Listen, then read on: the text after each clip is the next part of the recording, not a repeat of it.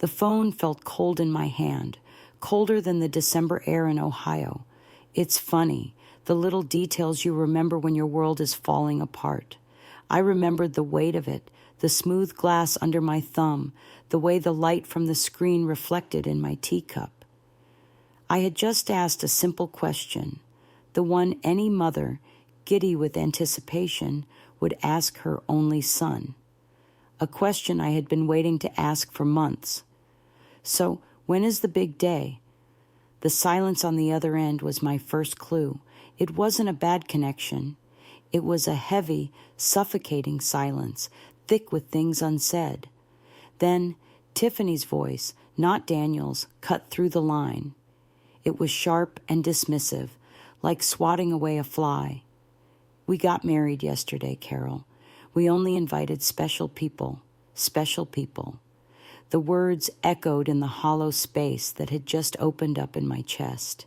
For 3 years, I wasn't just Carol, the retired schoolteacher. I was their safety net. I was the silent partner in their lives, the foundation they built their comfort upon. I was the one who paid their $1,800 monthly rent for their trendy downtown apartment, ensuring they never had to worry about a roof over their heads.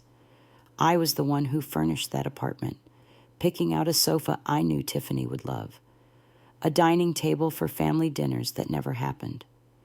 When their fridge was empty, I was the one who filled it. I was the one who transferred money for Daniel's business ventures, ideas that shone bright for a moment before fizzling out, taking a piece of my retirement savings with them. I even paid for Tiffany's wedding dress, a cascade of lace and silk that cost more than my first car.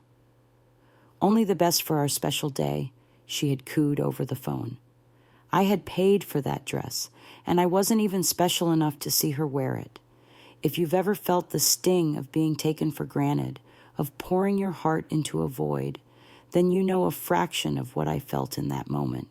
It's a unique kind of pain. If you think I was right to feel betrayed, do me a favor and hit that like button. And please, subscribe to Auntie Carol Tells Stories, because my story was far from over. This was just the beginning, the moment the fog cleared, and I saw my son and his new wife for who they really were. The battle for my life, my dignity, was about to begin. The human mind is a powerful thing. It can justify anything to protect the heart. For 3 years, my mind had told me I was being a good mother. I was supporting my only child. Daniel was just finding his footing, and Tiffany was a good influence, even if she was ambitious. Every wire transfer, every paid bill was just a temporary measure, a bridge to get them to the stable life they deserved. I never saw it as charity.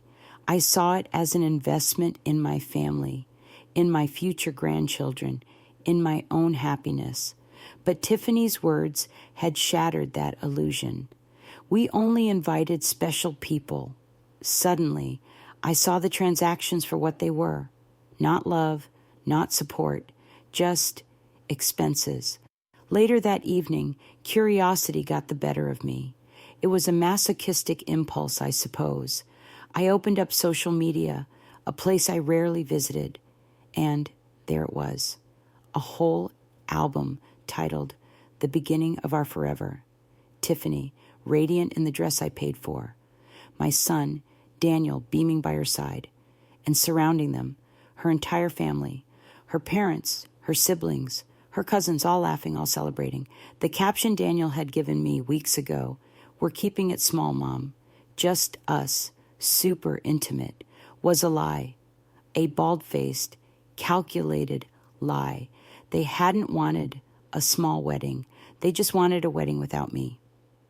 I scrolled through the photos, a silent observer at a party I had funded. Each smiling face was a fresh stab of betrayal.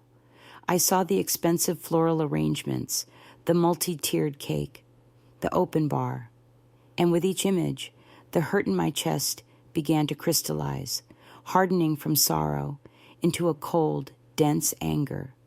For the first time in a long time, I didn't cry.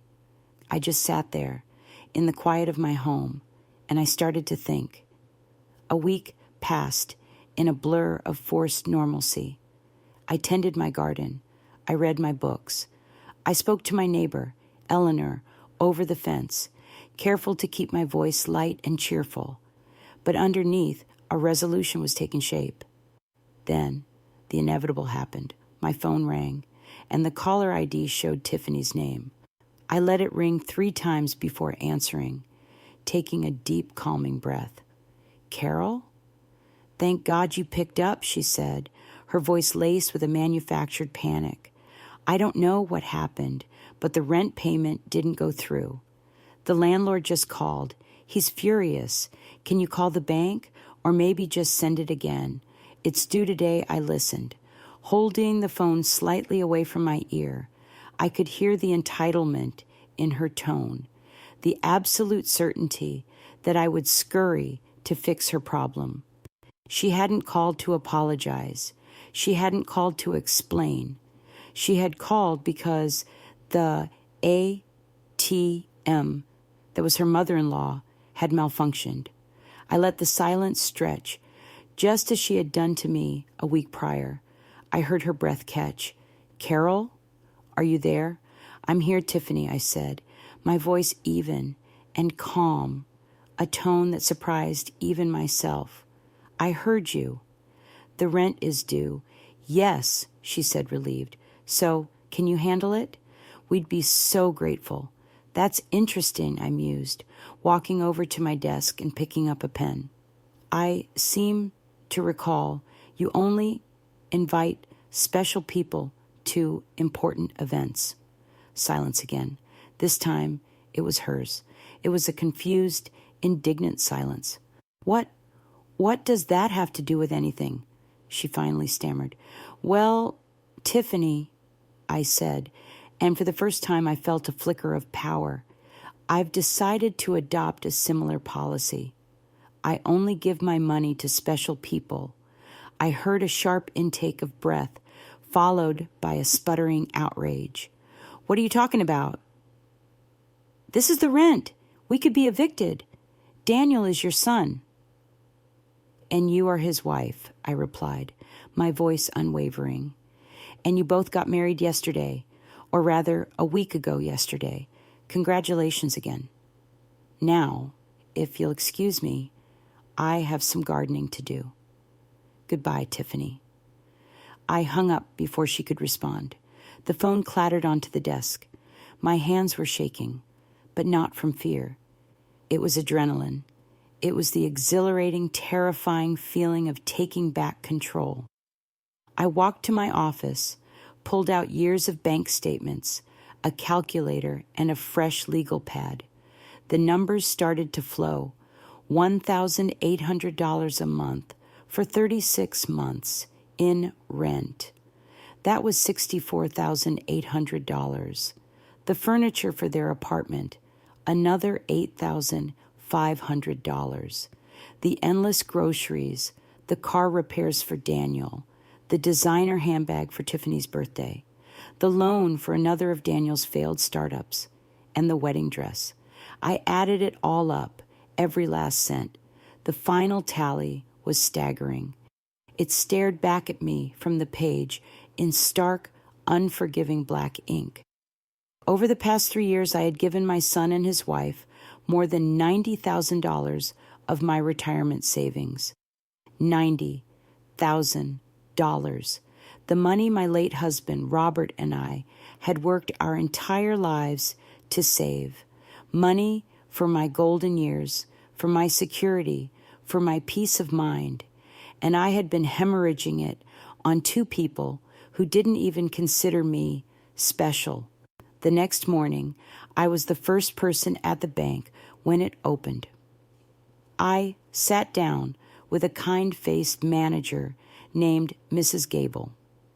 I explained without emotion that I needed to cancel all automatic transfers and payments linked to my son's accounts. She was discreet, professional, but I could see the flicker of understanding in her eyes.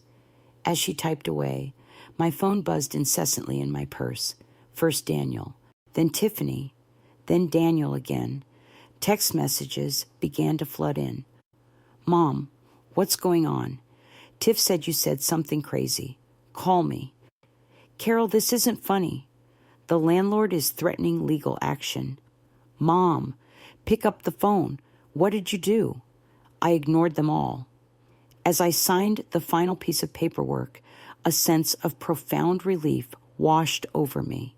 The invisible chains of obligation, guilt, and misplaced love that had bound me for 3 years simply fell away. I walked out of that bank, feeling lighter than I had in a decade. I was no longer a resource to be tapped.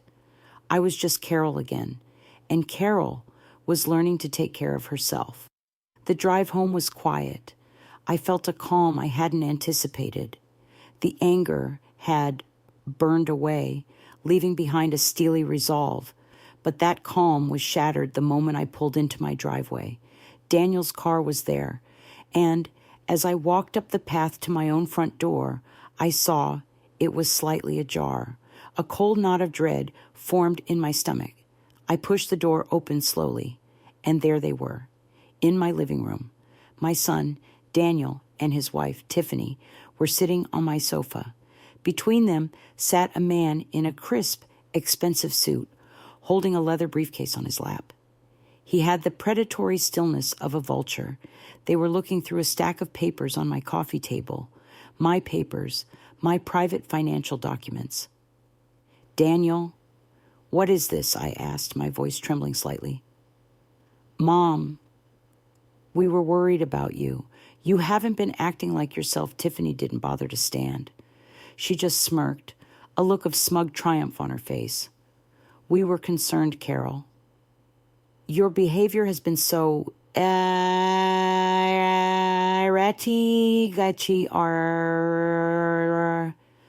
First, that bizarre phone call, and now cutting us off financially without any warning. It's not normal.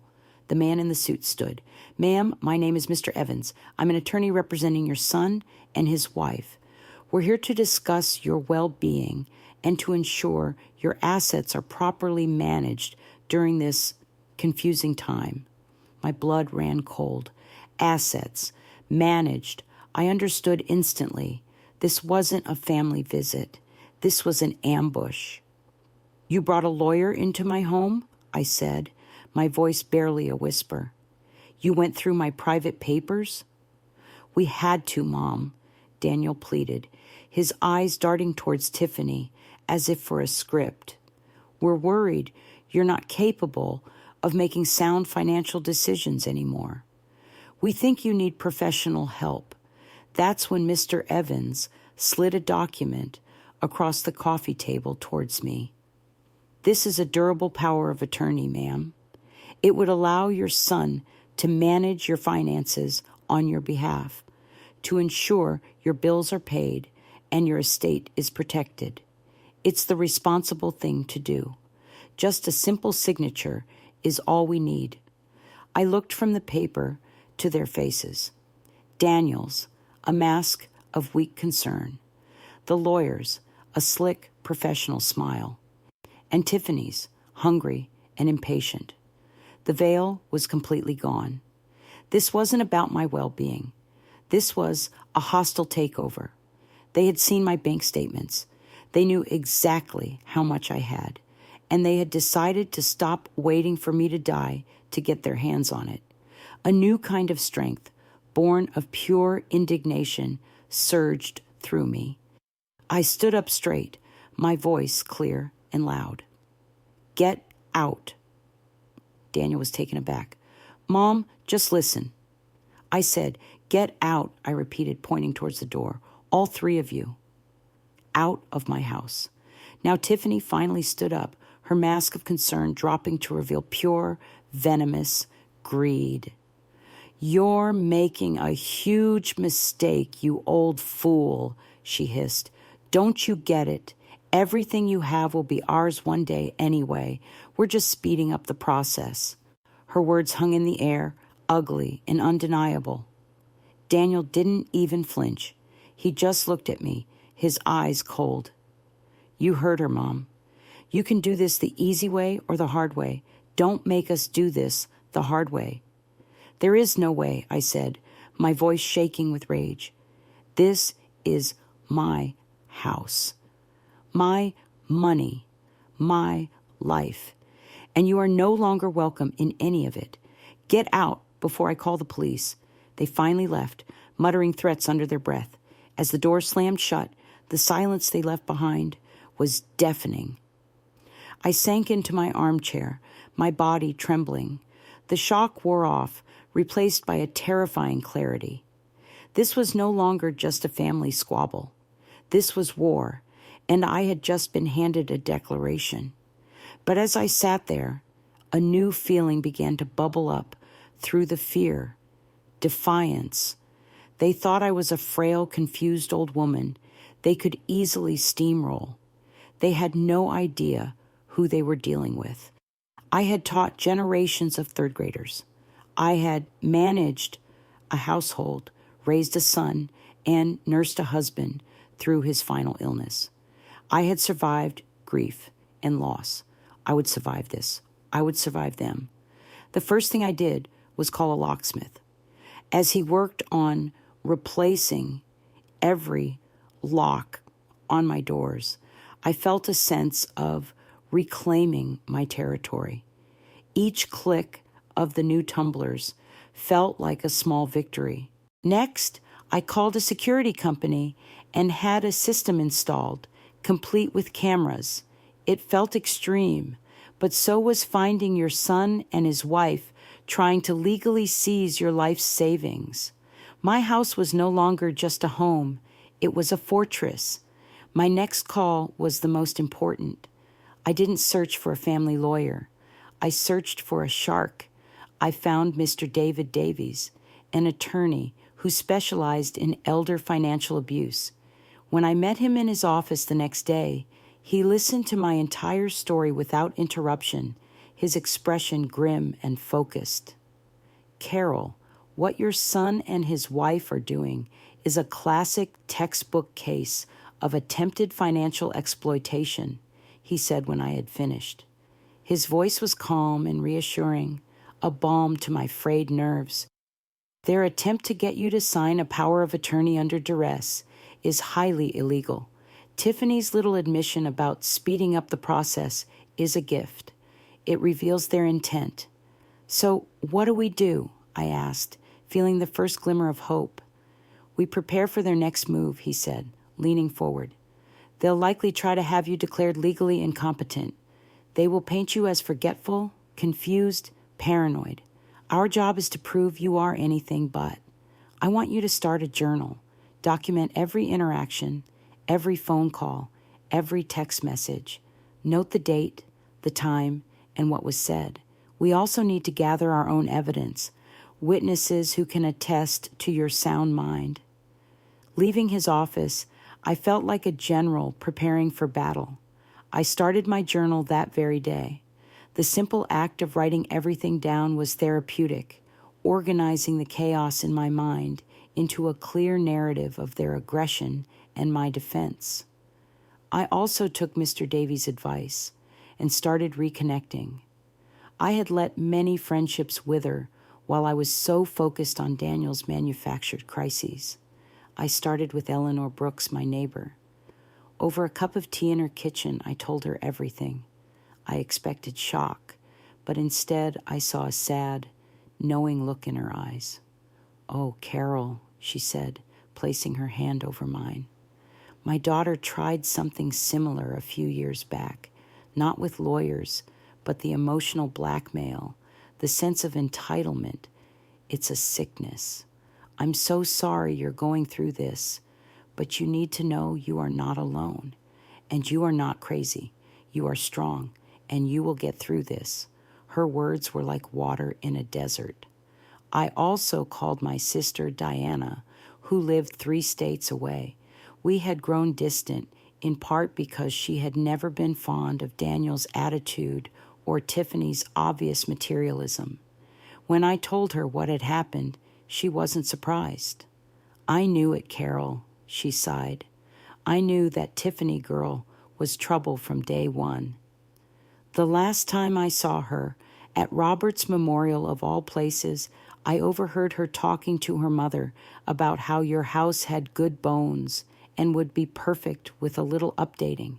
She was planning her inheritance while you were grieving. I'm so sorry I never said anything. Her confirmation was painful but necessary. It wasn't just in my head. The warning signs had been there all along. A week later, their next move came. A crisp, official-looking letter arrived in the mail. Daniel and Tiffany had filed a formal report with Adult Protective Services. They claimed I was a danger to myself, that I was neglecting my home and my health, and that I was suffering from severe paranoia. An APS social worker, a Mrs. Schmidt, would be visiting my home for a wellness check in 2 days. I immediately called Mr. Davies. "This is good," he said to my surprise. "This is their opening salvo, and we're going to shut it down. We will welcome Mrs. Schmidt into your home and show her exactly how competent and well cared for you are, and I will be there with you." On the day of the visit, I was nervous, but prepared. My house was spotless. I had a fresh pot of coffee brewing. When Mrs. Schmidt arrived, a kind but professional woman in her 40s, I greeted her at the door with a warm smile. Mr. Davies was already there, sitting in the living room. Mrs. Schmidt's eyes scanned the pristine house. We sat down, and she explained the nature of the report. I listened calmly. Then, with Mr. Davies' guidance, I began to dismantle their claims, one by one. I provided her with my detailed journal. I showed her my recent clean bill of health from my doctor. I explained the financial situation, framing it not as paranoia, but as a rational response to a profound betrayal and a calculated financial threat. I showed her the threatening text messages from Daniel. "Mrs. Schmidt," I said, my voice steady, "my son and his wife are not concerned for my welfare. They are concerned that they have lost access to my bank account. Their report to you was not an act of love. It was an act of retaliation." Mr. Davies presented the timeline of events, culminating in their illegal attempt to have me sign the power of attorney. Mrs. Schmidt listened intently, taking copious notes. By the end of the hour, her professional demeanor had softened. "Mrs. Miller," she said, closing her notebook, "thank you for being so transparent.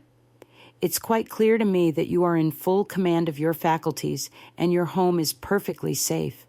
The context you've provided is illuminating. I will be closing this case. There is no evidence of self-neglect whatsoever." It was a major victory, but Mr. Davies warned me it was far from over. "They played their first card and lost," he said, after Mrs. Schmidt left. "Now they'll get serious. The next step is court." He was right. 2 weeks later, I was served with official court documents. Daniel and Tiffany had filed a formal lawsuit petitioning the court for guardianship. They were officially trying to have me declared mentally incompetent, to strip me of all my rights and appoint a legal guardian, chosen by them, of course, to control every aspect of my life. The documents were filled with lies and exaggerations. They included sworn statements from a neighbor I barely knew, claiming I often seemed lost and confused, and a statement from a pharmacist at a drugstore I hadn't used in years, alleging I had trouble remembering my own prescriptions. It was a coordinated, vicious attack on my character and my mind. "They're manufacturing evidence," Mr. Davies said grimly over the phone. "It's despicable, but not uncommon. Now, we fight back with overwhelming truth." The first step was to get my own independent psychiatric evaluation. Mr. Davies referred me to a respected forensic psychiatrist, Dr. Moore. I spent a full day with her, undergoing a battery of cognitive tests, memory exercises, and in-depth interviews. It was grueling, but I was determined. I told her my story, shared my journal, and answered every question with complete honesty. The results came back a week later. Carol, your cognitive function is not just good for a 71-year-old woman, Dr. Moore told me with a smile. It's excellent for a woman of any age.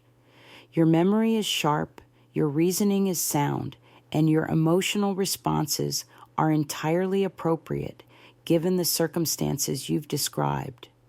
There is absolutely no clinical evidence of incompetence. In fact, your decision to cut off your son financially and seek legal counsel demonstrates foresight and sound judgment. Armed with Dr. Moore's comprehensive report, Mr. Davies and I prepared for the hearing. My friends and my sister all offered to testify on my behalf. The owner of the local hardware store, the librarian, my friends from my book club, they all rallied around me. They were my army of truth-tellers, ready to combat the lies. The trial took place 3 weeks later. Walking into that courtroom was one of the most terrifying moments of my life. I saw Daniel and Tiffany sitting at the opposing table with Mr. Evans. They wouldn't look at me. Tiffany was dressed in a conservative dark suit, playing the part of the concerned daughter-in-law. Daniel just looked pale and stressed. They went first. Tiffany took the stand, weeping crocodile tears as she described my erratic behavior and frightening paranoia. She told the judge she was worried I would burn the house down or give all my money to a scammer. It was a masterful performance. But on cross-examination, Mr. Davies was relentless. "Mrs. Miller," he began, "you state you are deeply concerned for your mother-in-law's welfare. Is that correct?" "Yes, of course," Tiffany sniffed. "Then can you explain why, in the 3 weeks leading up to your filing this lawsuit, you never once visited her or called her to check on her health? Your only communication was a series of text messages demanding money," Tiffany stammered, caught off guard. We were giving her space. "And can you tell the court about the visit you and your husband paid to Carol's home with your attorney, Mr. Evans?" Her face paled. She was forced to admit they had tried to get me to sign a power of attorney. "And can you repeat for the judge what you said to your mother-in-law on that day? Something about speeding up the process." Objection after objection came from Mr. Evans, but the damage was done. Tiffany's credibility was in tatters. Daniel's testimony was even more pathetic. He mumbled about my memory lapses, but under cross-examination, he couldn't provide a single concrete example. He looked like a puppet whose strings had been cut. Then it was our turn. Dr. Moore presented her findings clinically and authoritatively, dismantling their entire premise. My friends, my sister, my neighbors, one by one, they took the stand and painted a picture of a vibrant, intelligent, and engaged woman. They spoke of my sharp wit, my active social life, my thoughtful and rational decision-making. Finally, I took the stand. I was terrified, but as I looked at the judge, an older woman with kind, intelligent eyes, I found my voice. I didn't speak with anger or bitterness. I spoke with a sad, clear certainty. I told the court about my love for my son and the sacrifices I had made. And then I explained why I had stopped. "Your Honor," I said, my voice ringing with clarity, "I would have given my son anything for his entire life. But I came to a painful realization.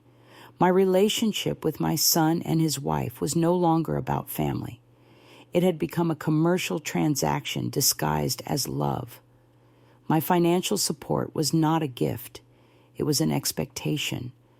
My role was not that of a mother, but of a bank. When I closed that bank, they did not come to me with love or concern. They came to me with a lawyer. My decision to stop funding their lifestyle was not an act of incompetence. It was perhaps the most competent decision I have made in years."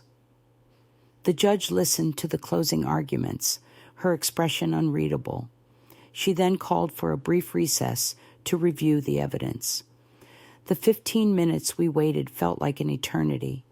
When she returned, a heavy silence fell over the courtroom. She looked directly at Daniel and Tiffany. The petition for guardianship is based on the claim that Mrs. Carol Miller is mentally incompetent and incapable of managing her own affairs. This court has been presented with extensive, credible evidence to the contrary. She then looked at me. Mrs. Miller, this court finds that you are in full possession of your mental faculties. Your decisions, while perhaps painful for the petitioners, are rational, well-reasoned, and entirely within your rights as an autonomous individual.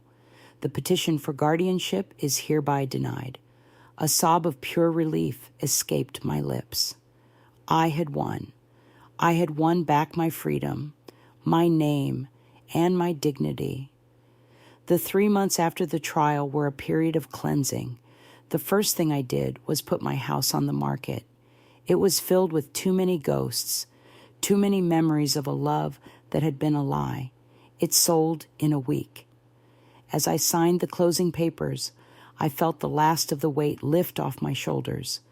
I took half of the proceeds, a significant sum, and donated it to 3 different charities dedicated to protecting the elderly from financial abuse. It was my way of turning my pain into a shield for others. The rest of the money was for me. For the first time in my life, I didn't think about what Daniel needed or what would make Tiffany happy. I thought about what would make Carol happy. I bought a brand new, reliable RV. I packed a few cherished belongings, my books, and a map of the United States, and I started to drive. I saw the Grand Canyon at sunrise. I walked through the ancient redwood forests of California. I listened to jazz in New Orleans and ate lobster in Maine. I met new people, made new friends, and filled my days with beauty and discovery instead of anxiety and obligation. I never heard from Daniel or Tiffany again. My sister told me they had been evicted from their apartment shortly after the trial. They had to move into a tiny place in a bad part of town. Tiffany, for the first time in her life, had to get a full-time job. I don't know if they ever learned a lesson about empathy or respect.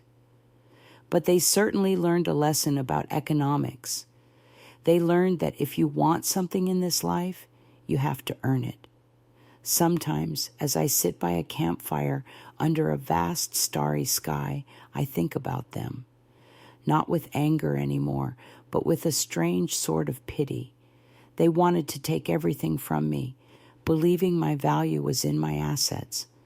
They never understood that my true worth, my strength, was something they could never touch. In their greed, they gave me the greatest gift of all. They set me free. They forced me to stop taking care of them and finally learn how to take care of myself. I spent a lifetime taking care of others. It was finally time to take care of Carol.